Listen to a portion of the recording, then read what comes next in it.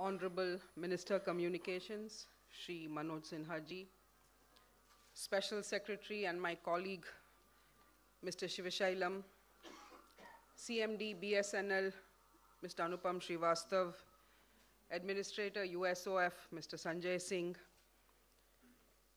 ED CDOT, Mr. Tyagi, CECSC, also Mr. Dinesh Tyagi, officers from the DoT, USOF, BSNL, BBNL, other key stakeholders who have played such an important role in the project and who are present here and who will be later felicitated for their outstanding contributions. The three advisors of the DoT who have played such an important role again, Mr. Mishra, Mr. Upadhyaya, Mr. Mittal, friends from the media. Today is really a very, very significant day because we are here to facilitate a truly remarkable performance under the project. And this is not the work of any one person or organization.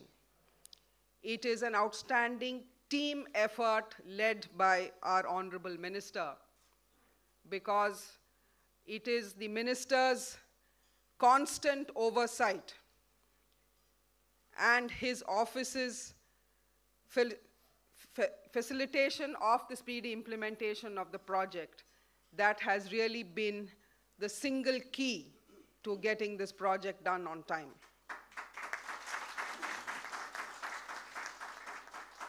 However, I must place on record that the entire ecosystem responded to his appeal, and whether it is the DoT or the BSNL or the BBNL or CDOT or any of the other organizations, everybody really came together, particularly in the last few weeks, to make sure that the commitment of 1 lakh Gram Panchayats being connected through BharatNet actually was achieved.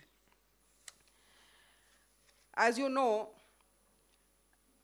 when this government came to power, at that time, 358 kilometers of optic fiber cable had been laid, and 59 GPs had been connected through what used to be called the National Optic Fiber Network.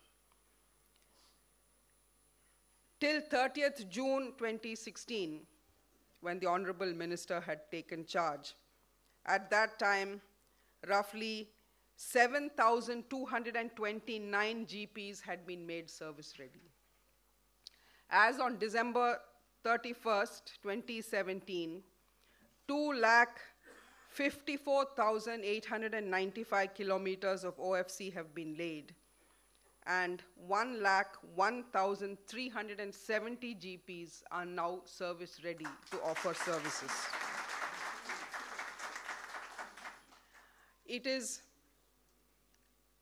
important to note that at its peak, 800 kilometers of optic fiber cable were laid per day, which is actually a global record. And on average in this project, in the last 3 years, 250 kilometers of optic fiber cable have been laid every day. Again, this is a milestone. The second important milestone in this project is, as you all know, Make in India. But what is important to note is that this Make in India in the telecom sector is a very, very significant departure from the past, because almost all the telecom rollouts that we have seen in the past, we have been relying very heavily on imported equipments. It is for the first time that every single component of the project, whether it is the optic fiber or whether it is the electronics, every single component has been indigenously made. So it is fully designed, developed, and manufactured in India. And for this, I must give, first of all, credit to DoT under Mr. Vipin Tyagi, because they were the ones who came up with the design of this very robust GPON which is being rolled out. And today, India is in a position to actually assist other similar emerging economies with telecom infrastructure. We have already received expressions of interest for DoT and the government of India to assist them. Second, I must mention the actual manufacturers, particularly the ITI. We all know that for many years, ITI has been facing severe challenges. I am happy to mention that ITI has made a breakthrough. It is emerging out of those challenges, and today ITI is a very significant manufacturer of GPON equipment. So also Tejas Networks. Tejas is one of our most promising telecom hardware companies, and we hope to see that the manner in which they have supported the rollout of BharatNet has been outstanding, and we hope that we will see this company achieve greater heights in the days to come.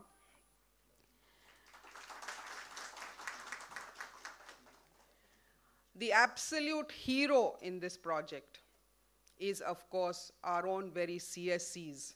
And for that, I would like to place on record the outstanding contribution of the entire CSC team led by Mr. Dinesh Tyagi and Mr. Abhishek Singh. I don't see Abhishek here, but I'm sure that he is somewhere around. They have really, because there were many times in this project when it really appeared as though we may not be able to achieve the target, but the CSCs put in a truly magnificent effort, even investing their own money to ensure that the project got done in time. And so the partnership has been very, very solid. And last, certainly, but not least, is BSNL. BSNL, from start to finish, has been putting in their best foot forward, their best effort, and we have the results for all to see. Whether it is the central team led by the CMD, I see Mr. Ranjan Ghosh, I see many of the others who have played a key role, but also the CGMs who have played a very important role in all the states.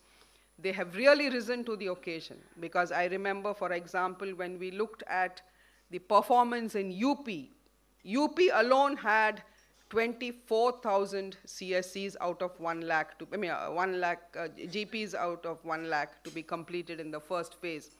And it seemed like a Herculean task, but both the CGMs of BSNL in UP really did rose to the occasion, and they managed to ensure that the task was completed. They were ably supported by the BBNL staff. They have, of course, been backed up right through by the USOF team centrally and the BBNL central team. But there are many, many states in which the BBNL, BSNL teams have really done much, much more than was expected of them.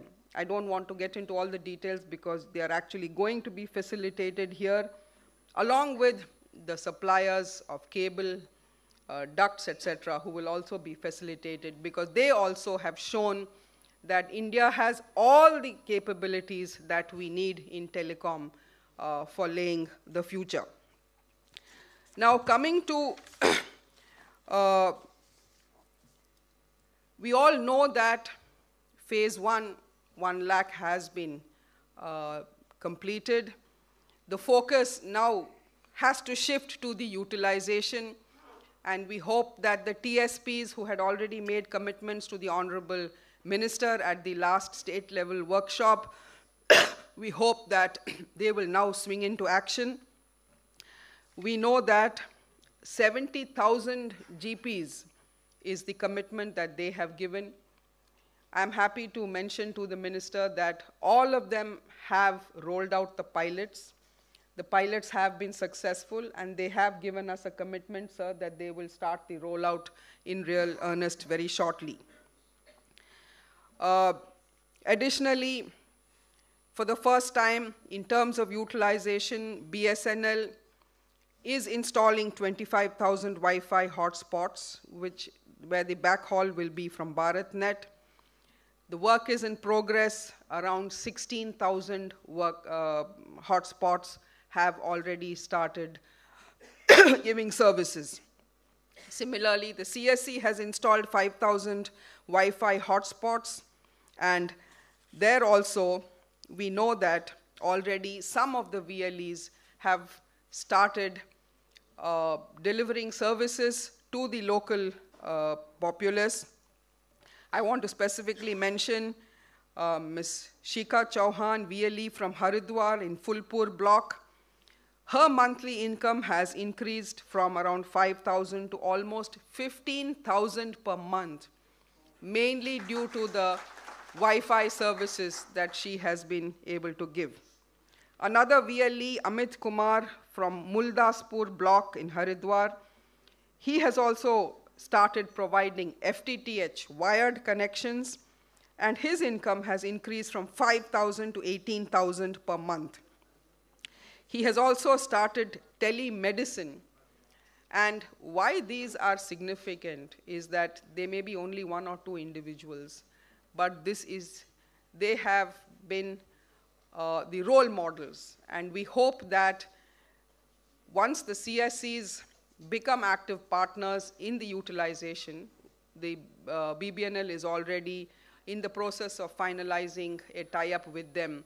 We do expect that across the country, many, many services, e-governance services, telemedicine services, legal services, as well as other livelihood services will be rolled out for the benefit of the rural population. I also want to mention here that we have already started phase 2 in right earnest. As you know, the cabinet had approved phase 2, which is for the remaining 150,000 gram panchayats. The BBNL has put out the tender for bringing on board the participants. BSNL tenders are also out. The Wi-Fi tender, whereby we hope that from 38,000 Wi-Fi hotspots, by the end of its implementation, which is planned December 18, India will go to 500,000 Wi-Fi hotspots. And we believe that that will be a game changer. Phase 2, the work has already started in Raisin district, Naktara village of MP. Work is also started in a few other places. And we hope that the next milestone of 1.25 lakh GPs will be achieved by February this year.